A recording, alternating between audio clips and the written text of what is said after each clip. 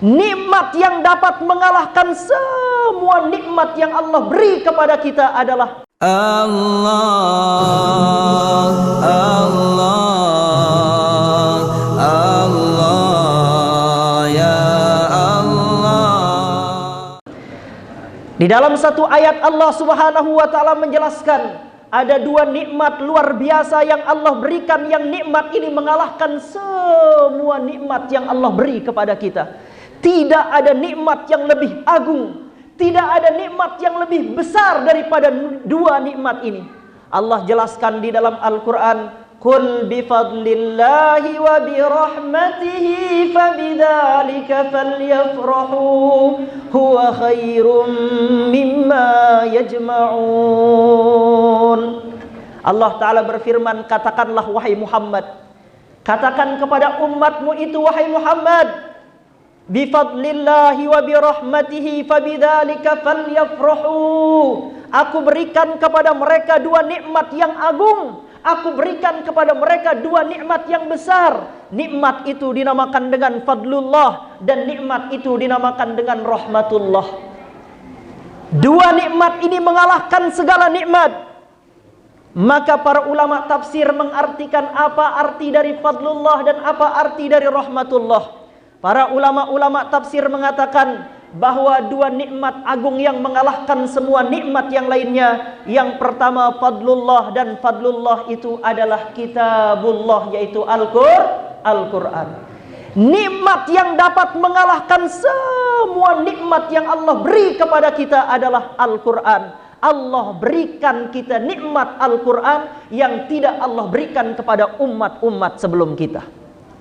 Kemudian yang kedua, nikmat yang agung yang mengalahkan nikmat yang lainnya adalah rahmatullah. Para ulama menafsirkan dalam kitab-kitab tafsir bahwa yang dinamakan dengan rahmatullah adalah baginda Nabi besar Muhammad sallallahu alaihi wasallam. Dihadirkannya Nabi Muhammad di tengah-tengah kita adalah merupakan nikmat yang agung yang tidak bisa dikalahkan oleh nikmat yang lainnya. Oleh karena itu Allah Ta'ala berfirman di dalam Al-Quran, "Wa ma arsalnaka illa rahmatan lil alamin." Tidaklah aku utus engkau wahai Muhammad kecuali sebagai rahmat bagi seru sekalian alam. Jadi ada berapa nikmat yang Allah beri kepada kita yang agung? Yang pertama Al-Quran. Yang kedua adalah hadirnya baginda Nabi besar Muhammad sallallahu alaihi wasallam. Tiang mau tanya dulu ini nggih. Ada yang pengen hutangnya dibayarkan sama Allah? Ada yang pengen hutangnya dibayarkan sama Allah? Angkat tangan, saya doakan hutangnya lunas setelah bulan Ramadan. Angkat tangan.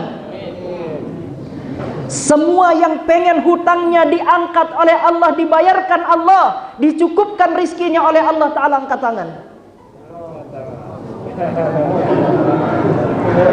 Siapa di sini saya tanya yang jomblo, yang belum dapat jodoh, pengen cepat dapat jodoh? Pengen? Siapa di sini yang sudah lama menikah, pengen punya anak tapi belum punya anak? Pengen? Siapa yang di sini belum punya rumah, pengen punya rumah? Pengen? Baik. Di dalam satu hadis ini diriwayatkan oleh sahabat baginda Nabi besar Muhammad sallallahu alaihi wasallam yang bernama Mu'adz bin Jabal. Di dalam hadis ini baginda Nabi besar Muhammad sallallahu alaihi wasallam bersabda, "In aradtum hayatas su'ada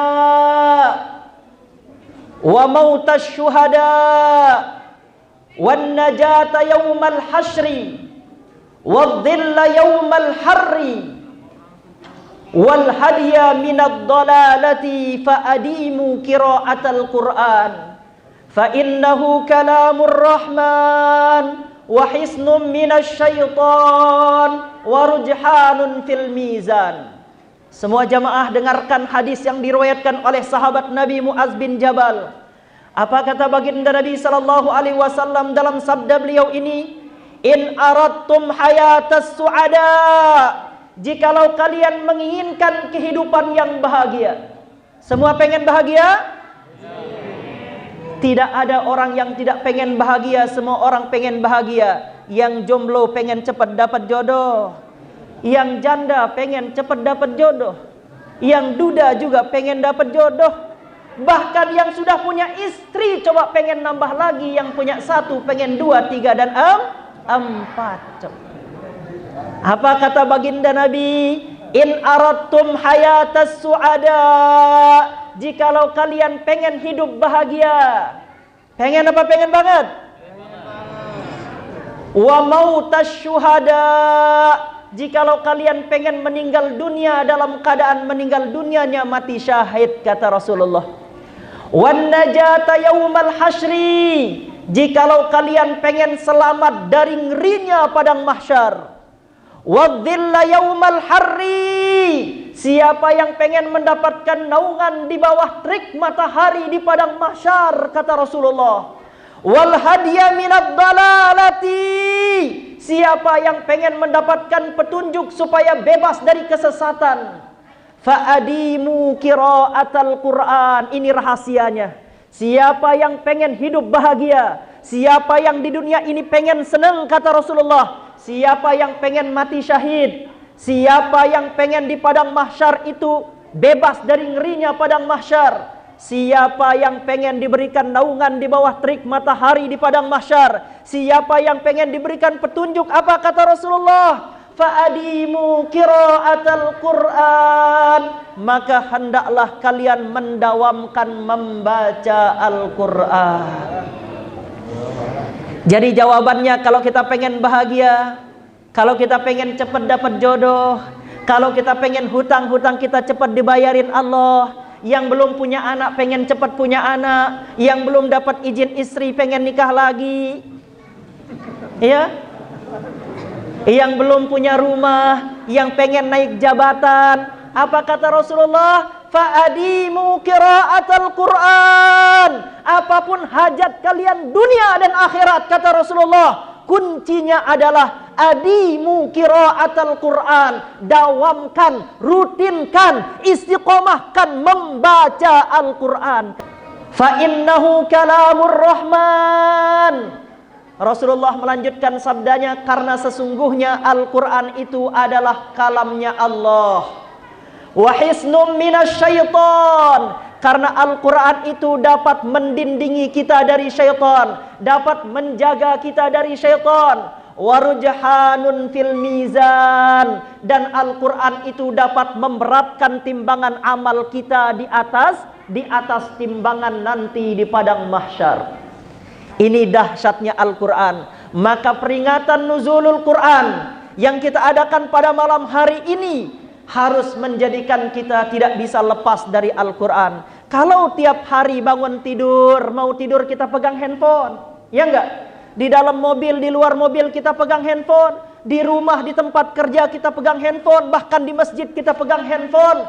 Kalau handphone benda dunia ini dapat kita pegang setiap saat, masa benda ini mengalahkan Al-Qur'an?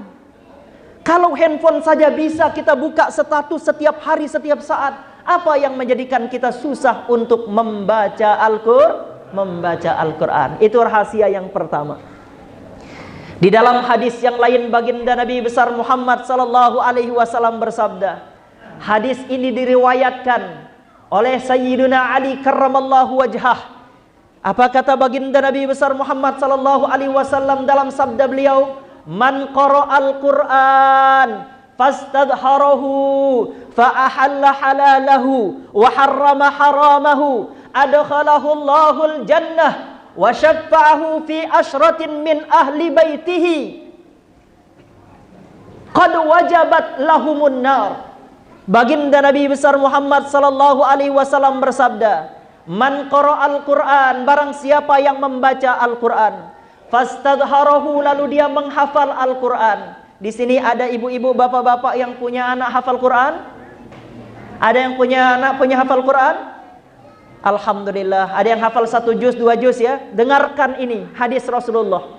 Man qara'al Quran, siapa yang membaca Al-Quran, fastadharahu, lalu dia menghafal Al-Quran, wa ahalla halalahu, dia menghalalkan apa yang dihalalkan Al-Quran, wa harrama haramahu, dia haramkan apa yang diharamkan Al-Quran, adkhalahul jannah, maka pasti Allah Ta'ala akan masukkan orang itu ke dalam surga. Wa syafa'ahu fi asyratin min ahli baitihi kullihim qad wajabat lahumun nar. Bahkan Allah Ta'ala berikan izin pada orang yang membaca Al-Quran, yang menghafal Al-Quran itu, untuk memberikan pertolongan, untuk memberikan syafaat kepada 10 anggota keluarganya yang wajib masuk ke dalam nerakanya Allah Subhanahu wa Ta'ala.